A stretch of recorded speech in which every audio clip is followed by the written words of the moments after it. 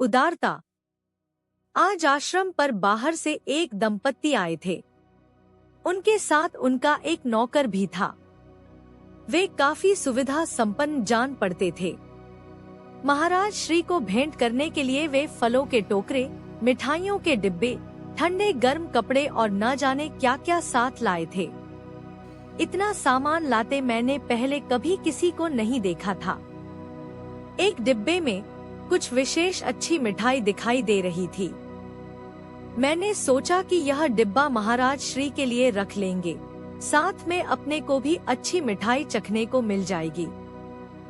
किंतु महाराज श्री ने वही डिब्बा सबसे पहले हाथ में लिया और प्रसाद बांटना आरंभ कर दिया। मेहमानों, आश्रम वासियों, दर्शनार्थियों सबको बुला बुलाकर फल तथा मिठाइयाँ लुटाने लगे। सब डिब्बे खाली हो गए, सब फल बंट गए। ले देकर एक डिब्बा बचा रह गया। महाराज श्री ने मुझे कहा, शाम को पुजारी जी आए तो यह डिब्बा भगवान के निवेद के लिए दे देना। मैं मन मारकर रह गया था।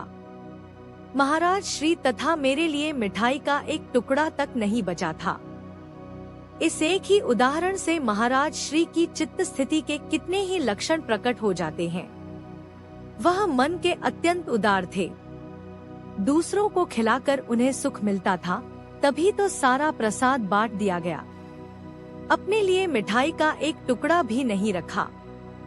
उन्हें अपनी जुबान के चस्के पर कितना नियंत्रण था। वे निस्वार्थी थे। एक छोटी सी घटना ने उनकी आंतरिक स्थिति को कहां तक प्रकाशित कर दिया था। मैं सोचता रहा। आश्रम पर अनेक लोगों का आना जाना था। उनके व्यवहार से उनकी चित्त स्थिति का पता चल जाता था। मेरी अपनी चित्त की अवस्था भी मेरे समान थी। महाराज श्री के विशाल व्यक्तित्व के सामने सब कितने बौने थे। इन्हीं गुणों के कारण महाराज श्री सबके वंदनीय थे। यम नियम। साधन का कोई भी मार्ग हो, कैसा भी सिद्धांत हो, यम नियमों का पालन सबके लिए आवश्यक है। जबकि यम नियम पालन के प्रति प्रायः साधक उदासीन रहते हैं।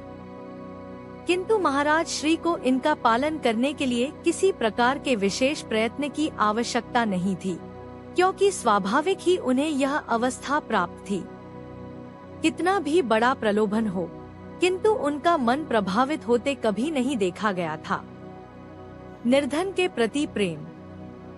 एक बार महाराज श्री भ्रमण में थे, सेवा में मैं साथ था। एक स्थान पर गाड़ी से उतरकर उसी शाम को दूसरी गाड़ी पकड़कर अन्यत्र कहीं और चले जाने का कार्यक्रम था, अर्थात वहाँ एक ही समय का भोजन करना था। जिनके पास हम ठहरे थे वह बड़े सेठ जी थे। बड़ा व्यापार, बड़ा मकान, नौकर चाकर, कार सवारी, सब कुछ। उन्होंने पूछा, महाराज जी भोजन में क्या बनवा दूं? महाराज श्री ने उत्तर दिया, भोजन तो करना ही है, जो बनेगा वही ठीक है। सेठ जी व्यवस्था के लिए अंदर चले गए। उसी नगर का एक अन्य व्यक्ति जो कि महाराज श्री का दीक्षित था, किंतु आर्थिक दृष्टि से बहुत ही कमजोर था, वह भी पास बैठा था।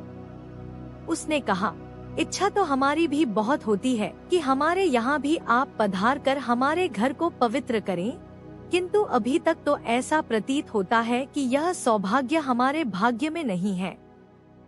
महाराज श्री 2 क्षण के लिए उसकी ओर देखते रहे, फिर कहने लगे, निराश होने की कोई बात नहीं, यह समय सदैव ऐसा ही रहने वाला नहीं है। बाकी रही बात तुम्हारे यहाँ जाने की, तो आज का भोजन हम तुम्हारे यहाँ ही करेंगे। तुम घर जाकर व्यवस्था कराओ।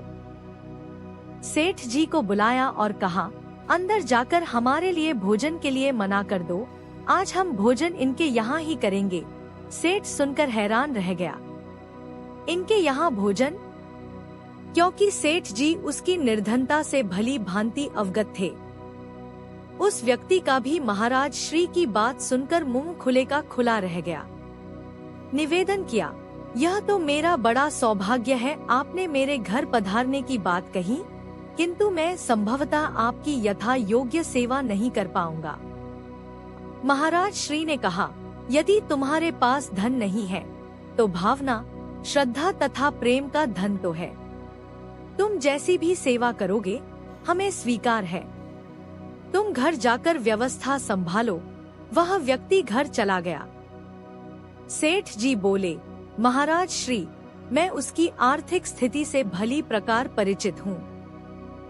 कुछ भी व्यवस्था कर पाने में उसे असुविधा ही होगी। मैंने कभी जाकर उसका घर देखा तो नहीं, किंतु अनुमान है कि बहुत छोटा तथा गंदा होगा। उसके घर में आपके लिए ढंग का एक आसन तक नहीं होगा। महाराज श्री ने कहा, तब तो उसके घर हमारा जाना और भी आवश्यक है। ऐसी स्थिति में उसके अपने भी पराये हो गए होंगे। हमारे जाने से उसको कितना मानसिक संतोष होगा। कुछ देर के पश्चात वह व्यक्ति महाराज श्री को लिवा ले जाने के लिए आ गया। उसके चेहरे पर प्रसन्नता, उत्तेजना तथा संकोच के भाव एक साथ प्रकट हो रहे थे। जब महाराज श्री चलने लगे तो वहां बैठे कुछ अन्य लोग भी साथ जाने के लिए तैयार हो गए। महाराज श्री ने कहा, केवल हम दोनों ही जाएंगे। सेठ जी बोले, महाराज श्री थोड़ी देर रुक जाएं, ड्राइवर आता ही होगा। महाराज श्री ने कहा, आप चिंता ना करें, हम चले जाएंगे। महाराज श्री तथा मैं उस व्यक्ति के साथ पैदल ही चल दिए। उसका घर वहां से कोई 1 मील दूर होगा। वहां पहुंचकर पहली ही नजर में उसकी स्थिति प्रकट हो गई।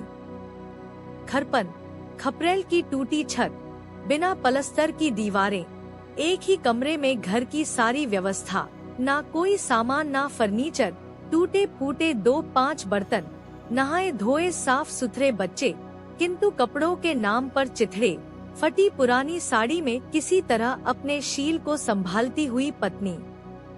कच्चे फर्श पर एक और महाराज श्री के बैठने के लिए मैले से कंबल का एक आसन लगा था। महाराज श्री को आसन पर पधार कर पति पत्नी दोनों ने प्रणाम किया। पूजा सामग्री के नाम पर केवल थोड़ी सी भस्म। दोनों की आंखों में प्रसन्नता, हताशा तथा विवशता के मिश्रित आंसू थे। रोते हुए उस सज्जन ने कहा, हमें स्वप्न में भी यह आशा नहीं थी कि कभी आपको अपने घर में विराजमान देखेंगे, किंतु आपकी कृपा से ही यह असंभव संभव हो पाया है। पर दुख इस बात का है, हम आपको कुछ भी भेंट कर पाने में असमर्थ हैं। महाराज श्री बोले, आपके यह प्रेम अश्रु किसी भी अन्य भेंट की अपेक्षा कहीं अधिक मूल्यवान है। अब आप प्रसन्न हो जाइए। जब भोजन परोसा गया तो सूखी रोटी और नमक। महाराज श्री संभवतः इसी प्रकार के भोजन के लिए तैयार होकर आए थे। उस दिन उन्हें प्रेम पूर्वक भोजन करते देखा गया। जब चलने को हुआ तो महाराज श्री ने मुझसे कहा, रुपए देना। मैंने अपने झोले में से 1 रुपए का नोट निकाल कर दिया तो बच्चे के हाथ में थमा दिया। वह सज्जन बोले, महाराज आप यह क्या कर रहे हैं, उल्टी गंगा। महाराज श्री ने कहा, आपको नहीं, इस बच्चे को। और महाराज श्री चल दिए। मैं रास्ते भर महाराज श्री के हृदय की भावनाओं को समझने का प्रयत्न करता रहा।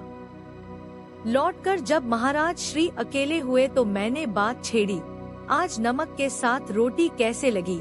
महाराज श्री बोले, प्रश्न रोटी नमक या पकवान का नहीं है।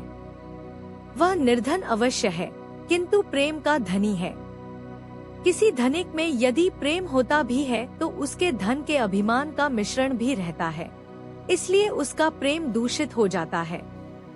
निर्धन के प्रेम के साथ दीनता का मिश्रण होता है, जो प्रेम को और अधिक निखार कर प्रदान कर देता है। गुरु धनिकों तथा निर्धनों दोनों का गुरु होता है। किसी के यहाँ वह केवल इसलिए नहीं जाए कि वह निर्धन है, तो यह बात तो गुरु की मर्यादा के विपरीत है तथा उस भक्त के प्रेम का अनादर है। मैंने कहा, किंतु कई महात्मा ऐसे भी होते हैं जो प्रत्येक कार्य के लिए धन का प्रमाण निश्चित कर देते हैं। पादुका पूजन के इतने पैसे, भोजन करने के इतने पैसे इत्यादि। महाराज श्री बोले, यह उनकी अपनी सोच है। उनका सारा व्यवहार धन के आधार पर चलता है, तो हमारे विचार में यह आधार भाव का होना चाहिए। किसी का धन हमें खींच कर नहीं ले जाता, उसका भाव या प्रेम ही ले जाता है। धन का आधार जगत व्यवहार में उचित हो सकता है, परंतु अध्यात्म के क्षेत्र में नहीं। मैंने कहा, किंतु आश्रम तो धन के आधार पर ही चलता है। महाराज श्री बोले, केवल धन ही उसका आधार नहीं है। जहाँ प्रेम का आधार मुख्य होता है, वहाँ धन की व्यवस्था अपने आप होती रहती है। मुख्य तो प्रेम या भाव है, धन गौण है। यदि धन को मुख्य मान लिया जाए तो वह शुद्ध व्यापार हो जाता है तथा कालांतर में विकारों के पनप जाने का कारण होता है। ऐसा था महाराज श्री का दृष्टिकोण तथा ऐसा था उनका व्यवहार। किंतु सांसारिक दृष्टिकोण को अपनाकर महाराज श्री को समझ पाना असंभव था।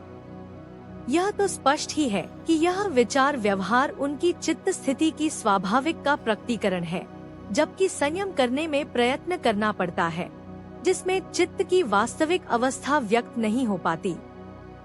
अब रही बात दूसरों को खिलाकर प्रसन्न होने की, तो इसका अनुभव मुझे महाराज श्री के नित्य के व्यवहार में होता ही रहता था।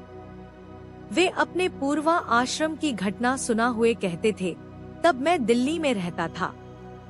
एक दिन घूमते हुए चांदनी चौक से निकल रहा था तो हलवाई की दुकान के सामने एक आदमी खड़ा दिखाई दिया। उसे देखकर ऐसा आभास हुआ कि वह कुछ खाना चाहता है, किंतु धन के अभाव में विवश है। पूछने पर ज्ञात हुआ कि हरियाणा के हिसार जिले का रहने वाला है। उससे पूछा कि क्या खाओगे, तो उसने कहा, जो खिलाओगे तो अवश्य खाओ। मैंने हलवाई से कहा, यह जो खाएं इन्हें खिला दो। उस व्यक्ति ने कलाकंद की ओर इशारा कर दिया। हलवाई ने तराजू उठाते हुए कहा, कितनी तोल दूं? वह व्यक्ति बोला, तोलना क्या है, थाल ही इधर सरका दो। हलवाई पहले थाल की ओर, फिर मेरी ओर देखते हुए बोला, 2.5 शेर के करीब होगी। जब मैंने हाँ में सिर हिला दिया तो हलवाई ने आगे सरका दिया। वह व्यक्ति पांव के बल बैठ गया तथा कलाकंद खाने लगा। आधा खा चुका तो उसने मेरी ओर देखा। मैंने पूछा, और क्या चाहिए? वह व्यक्ति अब यह दही मांगता है। मैंने हलवाई की ओर हलवाई से कहा, जितना भी मांगे इन्हें दही दे दो। हलवाई ने उस व्यक्ति की ओर देखा तो वह बोला, कुंडा मेरी और सरका दो। इस प्रकार बचा हुआ कलाकंद तथा दही का एक कुंडा खाकर वह व्यक्ति उठ खड़ा हुआ। मैंने पूछा, और कुछ? तो उसने उत्तर दिया, अब कुछ नहीं, तृप्त हो गया। महाराज श्री कहते थे कि आजकल ना वैसे खाने वाले रहे हैं, ना ही वैसे खिलाने वाले। यह है महाराज श्री की आंतरिक स्थिति का बाह्य झलक। किसी को दुखी देखकर वह व्याकुल हो उठते थे। छोटे बच्चों को देखकर उन्हें कुछ खाने के लिए देने का मन करता था। विद्वानों से सौम्यता तथा आदर से व्यवहार करते। कोई अतिथि आ जाए तो खाने का समय हो तो उनका प्रयत्न होता था कि बिना खाए ना जाए। उनका कहना था कि नम्रता, उदारता तथा क्षमाशील के बिना साधन केवल बुद्धि विलास है। उनमें संचय वृत्ति थी ही नहीं। किसी की निंदा कभी नहीं की। किसी की बात को सुनते ही वह एकदम उत्तेजित नहीं हो उठते थे। कोई गृहस्थ हो अथवा विरक्त, किंतु यदि साधक है तो इन लक्षणों को धारण करना अनिवार्य है, अन्यथा अध्यात्म विनोद का विषय बनकर रह जाता है। उनके शिष्यों में राजा भी थे तो अत्यंत दीनहीन सामान्य जन भी।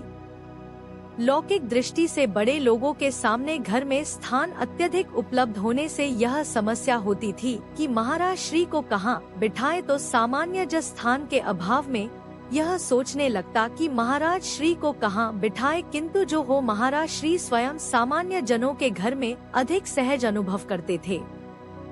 महाराज श्री में लोकेश नाम को भी नहीं थी। चित्त की आंतरिक अवस्था की बात तो मैं नहीं जानता, किंतु व्यवहार में यही परीक्षित होता था। बड़े महात्मा या बड़े लेखक के रूप में प्रसिद्धि कभी भी उनके जीवन का लक्ष्य नहीं रहा। किसी ने कहा, महाराज श्री, आपकी लिखी पुस्तकों की बिक्री को सुव्यवस्थित करने की इच्छा है। तो आपने कहा, हमने पुस्तक करके कुछ नहीं लिखा, जो कुछ लिखा है वह किसी ग्रंथ या विषय को समझने या अपने आप को जानने के प्रयास में लिखा है, किंतु लोगों ने उसे पुस्तका का छपवा दिया है तथा हमें लेखक बना दिया है। आप पुस्तकों के ऊपर से हमारा नाम हटा दो तथा बिक्री सुव्यवस्थित कर लो। भक्त, उन पुस्तकों का महत्व इसलिए है कि उनके ऊपर लेखक के रूप में आपका नाम है। यदि नाम भी हटा दिया जाए तो पुस्तक कौन लेगा? महाराज श्री, तो यह कहो, तुम पुस्तकों की बिक्री को नहीं, हमारे नाम की बिक्री को सुव्यवस्थित करना चाहते हो। हमारा नाम बिकाऊ नहीं है। इस पर वह सज्जन चुप हो गए।